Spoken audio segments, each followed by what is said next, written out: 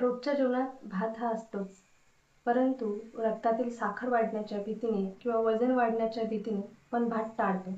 परंतु तुम्हाला माहीत आहे का, आयुर्वेदिक पद्धतीने बनवलेला भात हा आरोग्यासाठी गुणदायी, सुपाच्य आणि हलका ठरतो.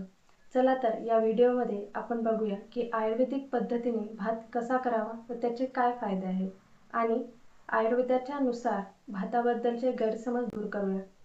नमस्कार, मी वैद्य निशा आव्हाळे. श्री विश्वधीरा आयुर्वेद या चॅनलमध्ये आपले मनापासून स्वागत आहे.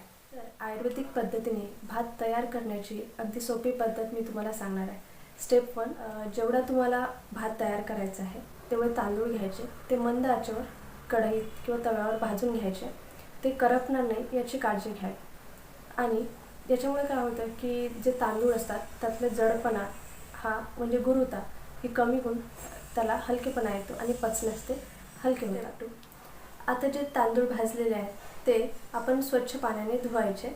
नंतर त्यातील पाणी काढून एका पांढऱ्या स्वच्छ कापडावर ते थोडे पसरवून ठेवावे. स्टेप 3, ही महत्त्वाची स्टेप आहे. आता एका पातेल्यात तांदळाच्या सोडापट पाणी घेऊन ते पाणी उकळायला ठेवावे.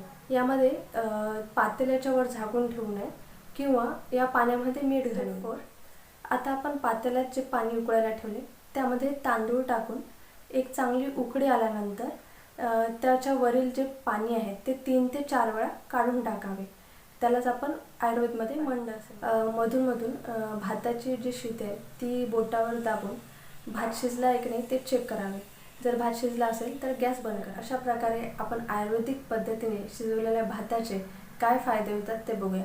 रक्तातील साखर फारशी वाढत नाही, कारण की आयुर्वेदिक भात शिजवताना आपण तांदूळाच्या सोडापट पाणी टाकतो आणि शिजवताना ते मंड जे असते ते 3 ते 4 वेळा काढतो आणि तांदूळ भाजून घेतो. त्यामुळे ग्लायसेमिक इंडेक्स कमी होतो आणि रक्तातील साखर ही फारशी वाढत नाही.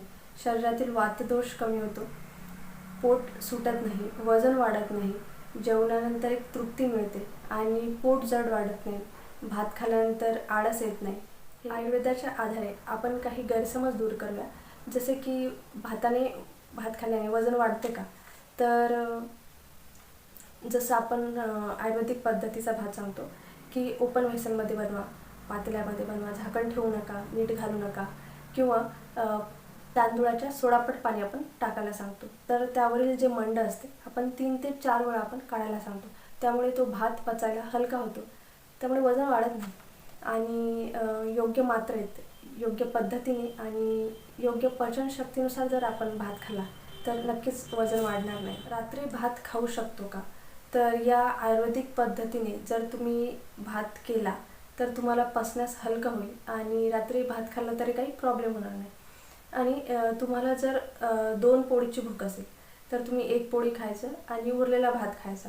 त्यामुळे इझी टू डायजेस्ट होईल आणि पोटावर पण लोड येणार नाही. आयुर्वेदिक पद्धतीचा भात करण्यासाठी कोणते तांदूळ वापरावे? तांदूळाचे तर अनेक प्रकार आहेत, परंतु रक्तशाली किंवा षष्ठशाली हे तांदूळ श्रेष्ठ मानतात.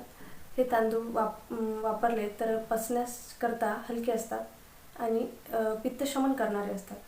त्यामुळे हे 2 वापरले तर चांगलंच आहे. भाताचा अँटीडोट, तर तुम्ही भात सेवन केल्यामुळे जर तुम्हाला पोटात जडपणा वाटत असेल किंवा अपचन असं वाटत असेल तर याचा अँटीडोट म्हणून ओले खोबरे. तर ओले खोबऱ्याचा तुकडा तुम्ही चावून खाऊ शकता किंवा जेव्हा भात शिजवतो तेव्हा ओले खोबरे किसून किंवा त्याचे तुकडे त्याच्यामध्ये टाकून घेऊ शकता. हा व्हिडिओ तुम्हाला उपयोगी वाटला असेल तर लाईक करा, शेअर करा, सबस्क्राईब करा आणि आजच तुमच्या घरामध्ये या आयुर्वेदिक पद्धतीचा भात बनवायला सुरुवात करा आणि स्वस्थ राहा.